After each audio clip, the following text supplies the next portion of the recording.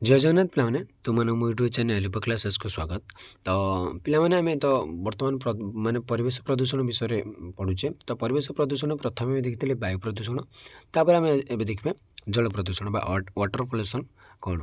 तो देखो पिलाने जल सर्वाधिक पदार्थ द्रावक जीवनर संजीवनी एवं मध्य जीवन क्रियार माध्यम से आमर हो जीव गोटे गोटे आमर कौन सर्वाधिक पदार्थ द्रावक से सबू पदार्थ को द्रवण करें से जीवनर जो गोटे संजीवनी और से जीवन क्रियार गोटे मध्यम किए ना जल। जीवंत शरीर शतकड़ा प्राय 50 ରୁ 90 भाग हूँ जल। जदि आम जो जीवंत शरीर अच्छी तार शतकड़ा प्राय केते भाग जल ना 50 ରୁ 90 भाग हूँ जल। आ बाकी विभिन्न प्रकार सब रही उपादान छड़ आमर दैनंदिन जीवन में जल अपरिहार्य, कारण आम रोसई लुगा सफा सफाई कम पीवा प्रभृति विभिन्न उद्देश्य आम जल व्यवहार करूँ। तो जलर बिना व्यवहार आम आमर कौन साधारण दिन के चलो ना कहवा गले जल बिना आम किसी ना। पृथ्वी पृष्ठ 2/3 जल द्वारा आवृत। तो पृथ्वी पृष्ठ जो 2/3 से जल द्वारा आवृत। समुदाय जल प्राय 97 भाग होची लवणात्मक जल और अवशिष्ट शतकड़ा हूँ मधुर जल। जो से 100 भाग रू तो 97 भाग हूँ लवणात्मक जल एवं 3 भाग हूँ मधुर जल। जलर उत्स गुड़िक समुद्र वर्षा भूतल जल और भूपृष्ठ जल। तो जलर केतोटी उत्स रही ना 4टी उत्स समुद्र वर्षा भूतल जल और भूपृष्ठ जल। तो से एठार फास्ट कौन कहला पे तो आमर जलटा के कौन तार भाग केते भाग कौन रही और तार उत्स गुड़िक जानिले। तो ता विषय आउ जाना पोखरी गाड़िया झरणा नदी ह्रद और भूपृष्ठ जल थी मधुर जल को आम विभिन्न उद्देश्य व्यवहार करूँ। आम सब भल भाव जानते कारण आम डेली माने दैनंदिन जीवन में यहाँ व्यवहार करुचे और यही विषय में भल भाव जापर। जो जल अणुजीव न था कम लवणयुक्त होता है ताकू आम विशुद्ध जल बोली कही था। तो जो कम अणुजीव था और जोटा लवणयुक्त जो खारिया कहते खारिया नुह तो ସେଇଟା आम कहे विशुद्ध जल। ये जल को आम पानी पीवा रांधिबा धोइबा सफा करवा कलकारखाना और कृषि कार्य निमंते आम व्यवहार करूँ। किंतु मनुष्यर विभिन्न कार्यकलाप जरिए मधुर जल मध्य को विभिन्न जैविक और अजैविक पदार्थ प्रवेश कर दूषित करें। तो आम जो आम से जो मधुर जल रहा विशुद्ध जल रहा से आम विभिन्न कार्य व्यवहार करुचे। किंतु जो मनुष्य जो विभिन्न प्रकार तार कार्यकलाप कर दैनंदिन से विभिन्न प्रकार कार्यकलाप हो तो ताद्वारा आमर जो विभिन्न जैविक और अजैविक पदार्थ गुड़िक प्रवेश करें ना जल जल को से दूषित कर दिखती। ये प्रदूषित जलर व्यवहार द्वारा जीव मान स्वास्थ्य और जीवन प्रभुति क्षति साधन होता है। तो से सीना प्रदूषित कर दिखती तापर कौन परिणाम हुए ना तापर जीव मान स्वास्थ्य और प्रभुत्व बहुत बहुत बड़ बड़ क्षति होती जल द्वारा। तो पे जो जदि आम देखा तो आम भारत में आम जेकोसी अंचल रही ना कहीं बेसी जदि रोग हो तो जलरू ही हो माने विभिन्न खराब जल पीकर कौन ना कौन खराब जल पीकर खराब जल व्यवहार कर लोक मैंने कौन से रोग पड़े। तो जल प्रदूषक गुड़िक किए ना मुख्य जल प्रदूषण गुड़िक दिगला देखा गृह बहिर्भूत आवर्जना अन्य जैविक बर्ज्यवस्तु एगुड़ी जलर मुख्य प्रदूषक माने एमाने जल को प्रदूषण करती। आसला पशु मनुष्य मान मलमूत्र रासायनिक सार कीटनाशक और तृणनाशक कलकारखानार बर्ज्यवस्तु गलित तैल अम्ल वर्षा देन धातु जमी आम कह पारद सीसा कार्डमियम आर्सेनिक एगुड़िक सहित मुक्त मणि सहित ताप विकिरण। तो युड़िक आम गोटे कौन कौन जलर गोटे गोटे कौन प्रदूषक। तो देख जल प्रदूषण कारक द्वारा खनिज तैल उत्ताप कीटनाशक गृह आवर्जना जैविक आवर्जना द्रवीभूत वस्तु तेजस्क्रिय आवर्जना तो युड़ी हूँ गोटे गोटे कौन ना सब जल को आमर कौन प्रदूषण करती एम गोटे गोटे जलर प्रदूषक। तो जल प्रदूषण मुख्य उत्स कौन देख पे तो देखा गृह बहिर्गत आवर्जना अन्य जैविक बर्ज्यवस्तु जो घर जो माने आवर्जना अलिया आवर्जना बाहर आम निज घर तो सेटा केमिति जल को प्रदूषित करें से विषय देखा। तो बासगृह मानक आवर्जना कलकारखाना मान निष्कासित बर्ज्यवस्तु अन्य जैविक आवर्जना और पशु और मनुष्य मान मलमूत्र इत्यादि मनुष्य बसती निकटस्थ जल उत्स गुड़ मुख्य प्रदूषक। तो आम विभिन्न प्रकार जो ड्रेन गुड़िक आम सब आमर मलमूत्र विभिन्न प्रकार घर कौन जो अलिया आवर्जना सब पकाऊे तो सेटा कौन गोटे नदी जाकर मिसुची। तो से जो नदी जाकर मिसुची सेटा कौन आमर से नदीटा पूरा कौन दूषित कर दिए। तो से एम गोटे गोटे मुख्य प्रदूषक। ये प्रदूषक जल में निक्षेप होगापर जल बैक्टेरिया मैंने अत्यधिक वृद्धि घटे जितेबाला यही जो खराब जल गुड़िक अलिया आवर्जना मलमूत्र युड़ी जो से ड्रेन पानी जो जाए नदी में मिसे तो सही कौन बैक्टेरिया मैंने बहुत जोर बढ़ी जाती है।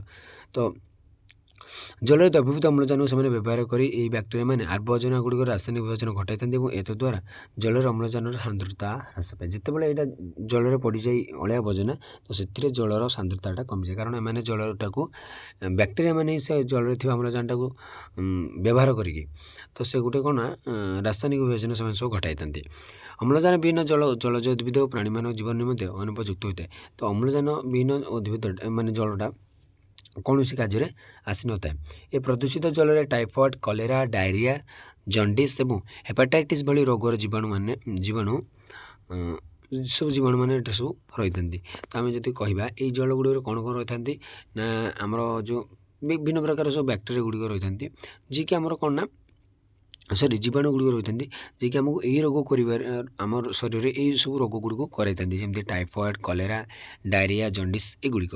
ତାହେଲେ ଆମେ ଦେଖିବା ପିଲାମାନେ କୃଷି ରସାୟନ କ'ଣ, ତ ଜାଣିଲେ ମାନେ ଆମର ଯେଉଁ ବର୍ଜ୍ୟବସ୍ତୁ ଗୁଡ଼ିକ ଦ୍ୱାରା କେମିତି କ'ଣ ଆମର ଜଳ ପ୍ରଦୂଷଣ ହେଉଛି। ଦେଖିବା କୃଷି ରସାୟନ। କୃଷି କ୍ଷେତ୍ରରେ ବ୍ୟବହାର ହେଉଥିବା ରାସାୟନିକ ସାର, କୀଟନାଶକ, ତୃଣନାଶକ ଇତ୍ୟାଦି ପ୍ରବାହମାନ ଜଳରେ ବୋହି ଆସି ଅନ୍ୟ ଜଳଧାରାଙ୍କ ଜଳକୁ ପ୍ରଦୂଷିତ କରେ। ଯେଉଁ ରାସାୟନିକ ସାର ଗୁଡ଼ିକ ବା କୀଟନାଶକ ଗୁଡ଼ିକ ବା ତୃଣନାଶକ ଯେତେବେଳେ ଆମେ ଜମିରେ ପକାଉଛେ ତ ସେମାନେ କ'ଣ ବିଭିନ୍ନ ପ୍ରକାର ମାନେ କ'ଣ ପାଣି ଦ୍ୱାରା ସେମାନେ ଜମିରୁ ଆସି ଅନ୍ୟ ସବୁ କ'ଣ ଗୋଟେ ଜଳଧାରାମାନଙ୍କୁ ଜଳକୁ ସେ ପ୍ରଦୂଷିତ କରିବେ। ଯେମିତି ଗୋଟେ ନଦୀ ପାଖାପାଖି ମାନେ ଗୋଟେ କ୍ଷେତ୍ର ଥିବ, ତ ସେଇଟା ଆମେ ଯଦି କିଛି କୀଟନାଶକ ପଡ଼ିଲା ତ ଯଦି ପାଣି ବର୍ଷା ହେଲା ତ ବର୍ଷା ପାଣି ଦ୍ୱାରା କ'ଣ ଜମିଟା ପାଣିରେ ଫୁଲ୍ ହେଇଗଲା, ତ ସେ ପାଣିଟା ଯଦି ନଦୀ ଭିତରକୁ ଏଣ୍ଟ୍ରି ମାରିଲା ତ ସେଇଟା ଆମର କ'ଣ ହେଇଯିବ ନା ସେ ଟୋଟାଲ୍ ନଦୀଟା ବିଷାକ୍ତ ହେଇଯିବ, କାରଣ ସବୁ କୀଟନାଶକ ରାସାୟନିକ ସାର ସବୁ ପଡ଼ିଥିବ। ଏ କୃଷି ରସାୟନ ଦ୍ୱାରା ପ୍ରଦୂଷିତ ଜଳକୁ ବ୍ୟବହାର କରିବା ଦ୍ୱାରା ଗୃହପାଳିତ ପଶୁ, ବନ୍ୟଜନ୍ତୁ, ଜଳଚର ପ୍ରାଣୀ ଓ ମନୁଷ୍ୟମାନଙ୍କ ସ୍ୱାସ୍ଥ୍ୟଗତ ସମସ୍ୟା ସୃଷ୍ଟି ହୁଏ। ତ ଜଳ ଦ୍ୱାରା ମନୁଷ୍ୟ ଯେକୌଣସି ପ୍ରାଣୀର ପ୍ରଥମେ ସ୍ୱାସ୍ଥ୍ୟଟା ହିଁ ଖରାପ ହୋଇଥାଏ, ଯାହାକି ଆମର ଲେଖା ଅଛି ସ୍ୱାସ୍ଥ୍ୟ ହିଁ ସମ୍ପଦ। ତ ଯଦି ଆମର ମେନ୍ ସମ୍ପଦଟା ଯଦି ନଷ୍ଟ ହୋଇଗଲା ତ ଆଉ କିଛି ଲାଭ ହିଁ ନାହିଁ। ଅଧିକାଂଶ କୀଟନାଶକ ଔଷଧ ବିଭାଜିତ ହୋଇ ସରଳତର ପଦାର୍ଥରେ ସହଜରେ ପରିଣତ ହୋଇପାରନ୍ତି ନାହିଁ ଏବଂ ପରିବେଶରେ ସ୍ଥାୟୀ ଭାବରେ ରହି ଖାଦ୍ୟ ଶୃଙ୍ଖଳ ମଧ୍ୟ ସେମାନେ ପ୍ରବେଶ କରନ୍ତି। ତ ଏଗୁଡ଼ିକ କ'ଣ ହଠାତ୍ ଯେଉଁ କୀଟନାଶକ ସାର ଗୁଡ଼ିକ ହଠାତ୍ ମାଟିରେ ମିଶି ନଥାନ୍ତି, ତ ସେ ତା ଦ୍ୱାରା ଯଦି ଏମାନେ ନଦୀରେ ପ୍ରବେଶ କରନ୍ତି ତାହେଲେ ଆମ ଖାଦ୍ୟ ଶୃଙ୍ଖଳରେ ମଧ୍ୟ ବାଧା ସୃଷ୍ଟି ହୁଏ। ଶେଷରେ ଖାଦ୍ୟ ପାନୀୟ ଜରିଆରେ ଯେ ଜୀବ ଦେହରେ ଜମା ହୋଇ ରୁହନ୍ତି। ତ ଯେତେବେଳେ ଆମେ ସେଇ ପାଣିଟାକୁ ପିଉ ବା କୌଣସି କାର୍ଯ୍ୟରେ ଲଗାଉ ତ ସେଇଟା କ'ଣ ଆମ ଶରୀର ପାଇଁ ବହୁତ କ୍ଷତିକାରକ ହୋଇଥାଏ। ଏହି କୀଟନାଶକ ମାନେ କ୍ଷତିକାରକ କୀଟପତଙ୍ଗମାନଙ୍କୁ ନଷ୍ଟ କରିବା ସହ ଜିଆ, ମାଛ ଭଳି ଉପକାରୀ ଜୀବମାନଙ୍କୁ ମଧ୍ୟ ନଷ୍ଟ କରିଥାନ୍ତି। ଏମାନେ ଯେଉଁ ନଦୀରେ ଯେମିତି ମୁଁ କହିଲି, ତ ସେ ଯେଉଁ ବର୍ଷା ଜଳ ପଶିଯିବା ଦ୍ୱାରା ତ ନଦୀରେ କ'ଣ ସେ ଆମର କ'ଣ ନା ସେ ଯେଉଁ ରାସାୟନିକ ସାର ଗୁଡ଼ିକ ସେମାନେ କାଉ ନଷ୍ଟ କରନ୍ତି, ମାଛ ବା ଜିଆ ତ ଏଗୁଡ଼ିକୁ ସେମାନେ ନଷ୍ଟ କରି ଦିଅନ୍ତି। ତ ଆସିଲା ତାପ ପ୍ରଦୂଷଣ। ଜଳାଧାରମାନଙ୍କ ତାପମାତ୍ରା ବୃଦ୍ଧି ଜଳଚର ଜୀବଙ୍କ ଜୀବନ ପ୍ରତି ଅତ୍ୟନ୍ତ କ୍ଷତିକାରକ। ଯେଉଁ ତାପର ପ୍ରଦୂଷଣ ସେ ମଧ୍ୟ ଆମ ପାଇଁ ଗୋଟେ କ୍ଷତିକାରକ। ଆଣବିକ ରିଆକ୍ଟର, ବିଦ୍ୟୁତ୍ ଶକ୍ତି ଉତ୍ପାଦନ କାରଖାନା, ଇସ୍ପାତ କାରଖାନା ଏବଂ ତୈଳ ବିଶୋଧନଗାରମାନଙ୍କର ଶୀତଳୀକରଣ ପ୍ରକ୍ରିୟା ପାଇଁ ବ୍ୟବହୃତ ଜଳ ଉତ୍ତପ୍ତ ହୋଇଥାଏ ଏବଂ ଏହି ଉତ୍ତପ୍ତ ଜଳକୁ ସାଧାରଣତଃ ପୋଖରୀ, ହ୍ରଦ, ନଦୀ କିମ୍ବା ସମୁଦ୍ର ମଧ୍ୟ ନିଷ୍କାସିତ କରାଯାଇଥାଏ। ତ କ'ଣ ନା ଯେଉଁ ଜଳ ମାନେ କ'ଣ ନା ପିଲାମାନେ ଇସ୍ପାତ କାରଖାନା ବା ବିଦ୍ୟୁତ୍ ଶକ୍ତି ଉତ୍ପାଦନ କାରଖାନାରେ ମାନେ କ'ଣ ଶୀତଳୀକରଣ ଥଣ୍ଡା କରିବା ପାଇଁ ଗୋଟେ କ'ଣ ଜଳଟା ବ୍ୟବହାର କରାଯାଏ। ତ ସେଇ ଜଳଟା ଯେତେବେଳେ ବ୍ୟବହାର କରାଯାଏ ସେଇଟା ପୁରା ଗରମ ହୋଇଯାଇଥାଏ। ଯେତେବେଳେ ବ୍ୟବହାର ହୋଇଯାଇଥାଏ ସେ ଗରମ ହୋଇଯାଇଥାଏ। ତାପରେ ସେଇ ଗରମ ପାଣିଟା କେଉଁଠି ଛଡ଼ାଯାଏ ନା ନଦୀ, ହ୍ରଦ କିମ୍ବା ପୋଖରୀ। ତ ଫଳରେ ଏହି ଜଳାଧାରମାନଙ୍କର ତାପମାତ୍ରାରେ ବୃଦ୍ଧି ପାଏ, ଯାହାଦ୍ୱାରା କି ଅମ୍ଳଜାନ ସାନ୍ଦ୍ରତାରେ କ'ଣ କମିଯାଏ ଏବଂ ଅଧିକ ତାପମାତ୍ରା ସ୍ୱଳ୍ପ ଅମ୍ଳଜାନ ଯୋଗୁଁ ସେହି ତାପ ପ୍ରଦୂଷିତ ହୋଇ ଜଳାଧାର ଗୁଡ଼ିକ ଜଳଚର ଜୀବମାନଙ୍କ ବସବାସ ପାଇଁ ଅନୁପଯୁକ୍ତ ହୋଇଯାଏ। ଦେଖ ତୁମେ ଏବେ ଠିଆଇଥିବ, ତୁମକୁ କିଏ ପୁରା ଗରମ ପାଣି ବାଲ୍ଟି ନେଇ ତୁମ ମୁଣ୍ଡ ଆଡ଼ୁ ପୁରା ଢାଳି ଦେବେ, ତ ତୁମକୁ କେମିତି ଲାଗିବ ଭାବିଲେ? ତ ମାନେ ଗୋଟେ ଇମାଜିନ୍ କର ନିଜେ। ତ ସେଇଭଳି ତ ସେ ଯେଉଁ ଗରମ ପାଣିଟା କଳକାରଖାନାରେ ବ୍ୟବହୃତ ହୋଇଥିବ ସେଇଟା ନେଇକରି କ'ଣ ନା ପୋଖରୀ କିମ୍ବା ହ୍ରଦ କିମ୍ବା ନଦୀରେ ସେଇଟାକୁ ସେମାନେ ଛାଡ଼ିଦେବେ। ଛାଡ଼ିଦେବା ଦ୍ୱାରା ସେ ଭିତରେ ଯେଉଁ ଜୀବ ଗୁଡ଼ିକ ଥିବେ କେମିତି ଛଟପଟ ହୋଇଥିବେ ଭାବ। ତ ସେଇଟା ମଧ୍ୟ ଗୋଟେ ଆମର ଜଳକୁ ସେ ପ୍ରଦୂଷିତ କରିଥାଏ। ତାପରେ ଆସିଲା କ୍ଷରିତ ତୈଳ। ସମୁଦ୍ର ପୃଷ୍ଠରେ ତୈଳ ପରିବହନ ସମୟରେ କିମ୍ବା ସମୁଦ୍ର ଗର୍ଭରୁ ତୈଳ ଉତ୍ତୋଳନ ସମୟରେ କ୍ଷରିତ ଅଶୋଧିତ ତୈଳ ସମୁଦ୍ର ଜଳକୁ ସେ ପ୍ରଦୂଷିତ କରିଥାଏ। କ'ଣ ନା ପିଲାମାନେ ଯେତେବେଳେ ସମୁଦ୍ର ପୃଷ୍ଠରେ ଗୋଟେ ତେଲ ଧରିକି ଯିବା ଆସିବା ହେଉଛନ୍ତି ଜାହାଜ ଗୁଡ଼ିକ ବା ଯେତେବେଳେ ସମୁଦ୍ର ଗର୍ଭରୁ ଯେତେବେଳେ ତୈଳଟାକୁ ନିଷ୍କାସନ କରାଯାଉଛି ତ ସେହି ସମୟରେ କ'ଣ ହୁଏ ନା ଯେଉଁ କିଛି କ୍ଷରିତ ଅଶୋଧିତ ତୈଳ ସମୁଦ୍ର ଜଳ ସେମାନେ ପ୍ରଦୂଷିତ କରିଥାନ୍ତି ବା ସମୁଦ୍ର ଜଳରେ ପଡ଼ିକି ସମୁଦ୍ର ଜଳଟା ପୁରା ଦୂଷିତ କରିଦିଅନ୍ତି। ତୈଳ ଯେହେତୁ ଜଳଠାରୁ ହାଲୁକା ତା ଉପରି ଭାଗରେ ଭାସେ, ତ ସେ ଉପରି ଭାଗକୁ ଆବୃତ କରି ଜଳ ସମ୍ପର୍କ ବାୟୁଠାରୁ ସେ ଛିନ୍ନ କରିଥାଏ। ସେ ବାୟୁ ଆଉ ଜଳ ଭିତରେ ଯେଉଁ ସମ୍ପର୍କଟା ରହିଛି ସେଇଟାକୁ ସେ ଭାଙ୍ଗିଦିଏ, କାରଣ ସେ ଉପରେ ଭାସିଥାଏ। ବାୟୁ କ'ଣ ମାନେ କ'ଣ ବାୟୁ ସେ ଜଳ ସହିତ ମିଶିପାରେ ନାହିଁ। तो यह फल अम्लजान धारावाहिक भाव जल द्रवीभूत हो पारे और तैल द्वारा आवृत जलर अम्लजान परिमाण क्रमागत भाव ह्रास पाए। तो जो तेलटा पड़ी तैलटा तो सहीटा कौन अम्लजान सांद्रता अम्लजान मात्राटा बहुत परिमाण में कमिज। तैल प्रदूषित जलर स्वल्प अम्लजान जलचर जीवन को से प्रभावित करे। अम्लजान सीना परिमाणटा कमिगला से कौन मनुष्य रोना मनकर समुद्र भितर किंतु तो जो जलचर जो मैंने से जो कौन जल ठार ही अम्लजान पाई तो से पाइपर ना तो से कौन मृत्युमुखर पड़ी था। या व्यतीत जलचर पक्षी अन्य प्राणी मान देहर क्षीरित तैल लगे फल से अंग प्रत्यंग अक्षम हो जाए। तो जिते गोटे माछ खाଇବା गोटे पक्षीटा आसती तो से जो तेल गुड़ तार से जो डेणारे लगी जाए तो सी कौन उड़ी पारे ना जहाँफल बहुत किसी असुविधा होता है।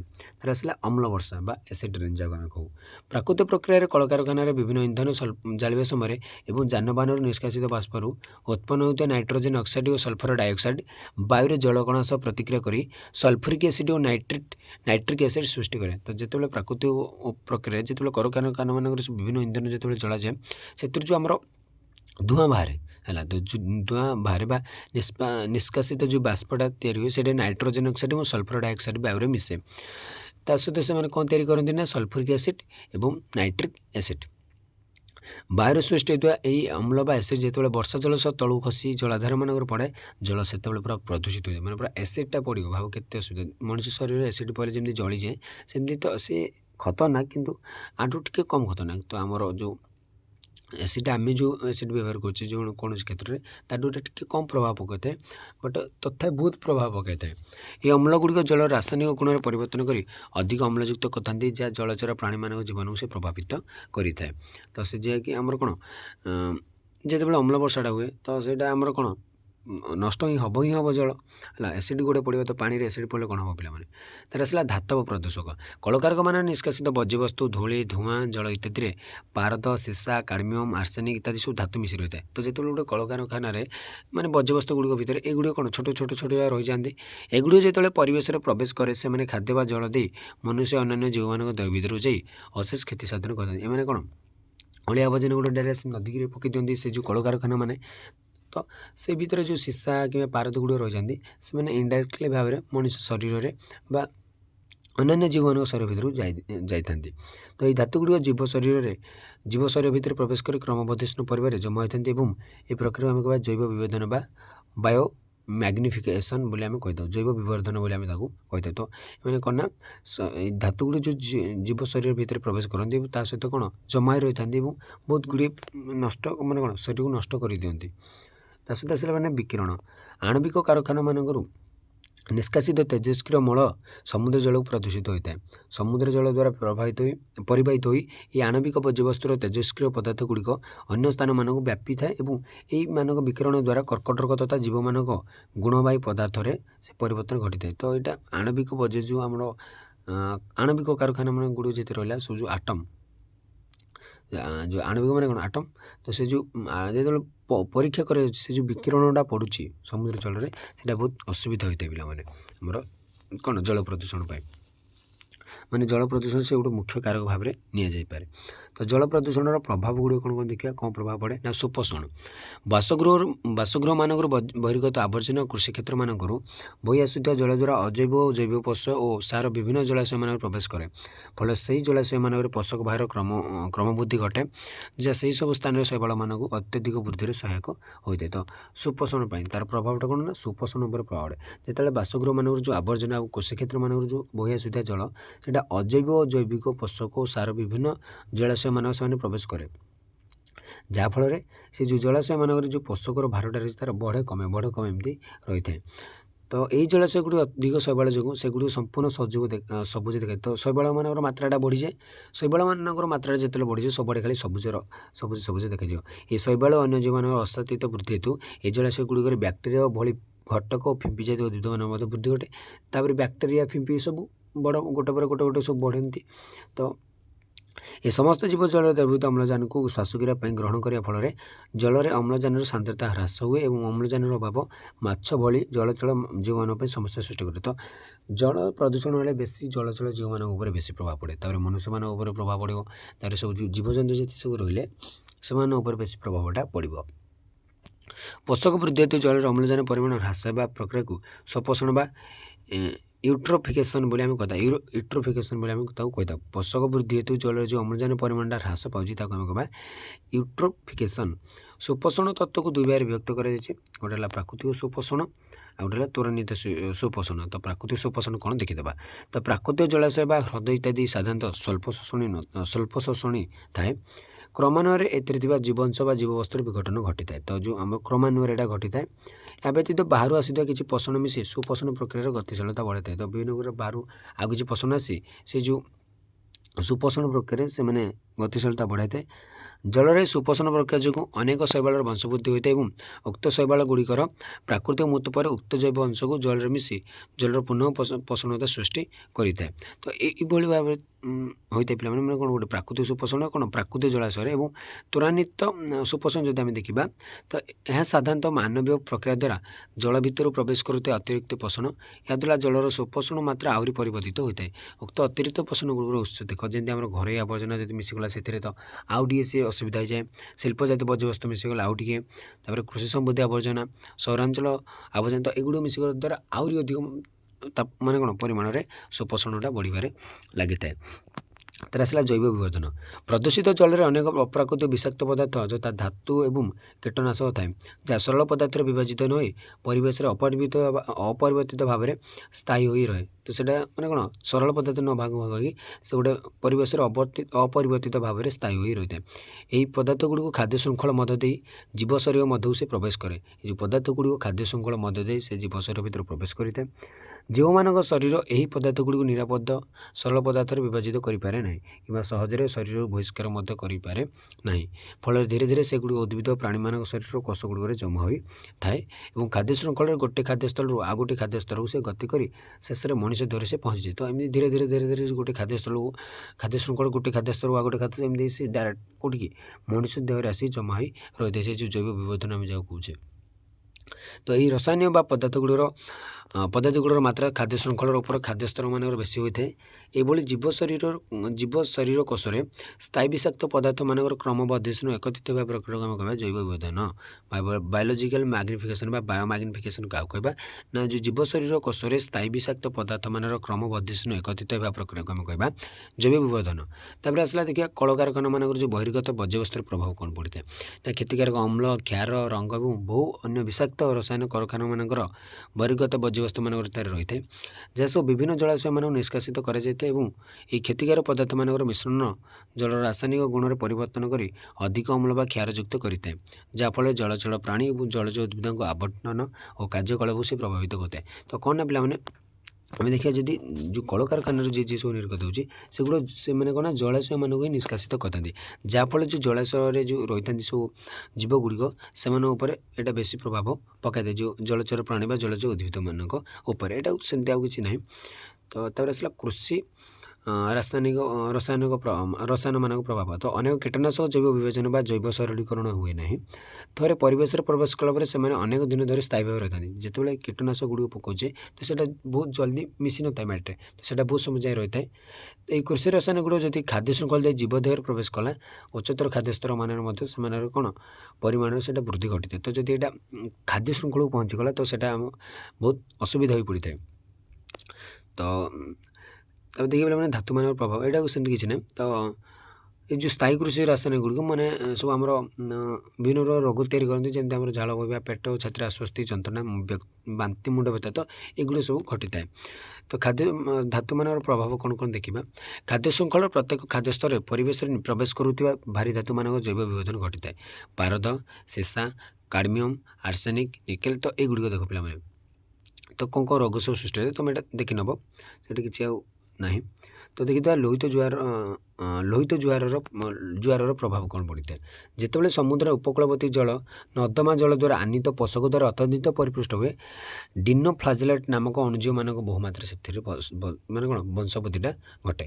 ତ ବହୁତ ମାତ୍ରାରେ ସେ ଘଟିବା ଦ୍ୱାରା କ'ଣ ସେ ଜଳଜ ଉଦ୍ଭିଦ ବା ଜଳଜ ପ୍ରାଣୀମାନଙ୍କୁ ସେ ଆଗ ନଷ୍ଟ କରିଥାଏ।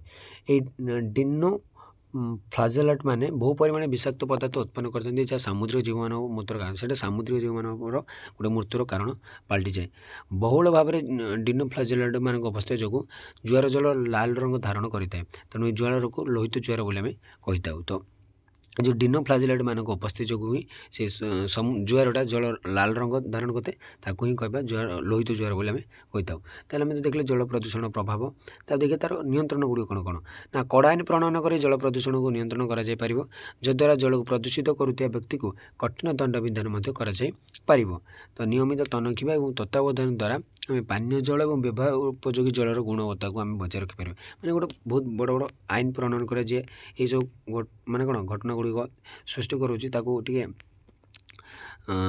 माने टी कौन करना सावधान कराइबा वर्ज्यवस्तु नर्दमा जल मलमूत्र कलकारखाना मान निर्गत आवर्जना इत्यादि निष्कासन और परिचालना वैज्ञानिक पद्धति करवा केतले जलर एगुड़ी पकाइबा नहीं तो शिल्पानुष्ठान आवर्जना गुड़िक समुचित प्रक्रियाकरण पर जलाशय मान निष्कासित करवा सहित आवर्जनामय जल को जलाशय मान निष्कासित करने परिवर्ते शैवाल अन्य जल मान बढ़ावा निमंते व्यवहार कर उचित तो ये भाव में रही पाने आसला लोक मान सचेतन करवा से विषय सहित जलाशय और नर्दमा जल जीवाणु बीजाणु गुड़ चून ब्लीचिंग पकई आम कौन तार व्यवहार विशुद्ध को व्यवहार न कर नष्ट करवा उचित नष्ट कर उचित जो आम व्यवहार करें जलाशय नर्दमा किसी ब्लीचिंग पकाइबा दरकार बा चून तो ये भाव पे जल प्रदूषण आम देखा मृत्तिका प्रदूषण कौन तो आज क्लास पे मुझे रखुच्छी रोचे जय जगन्नाथ।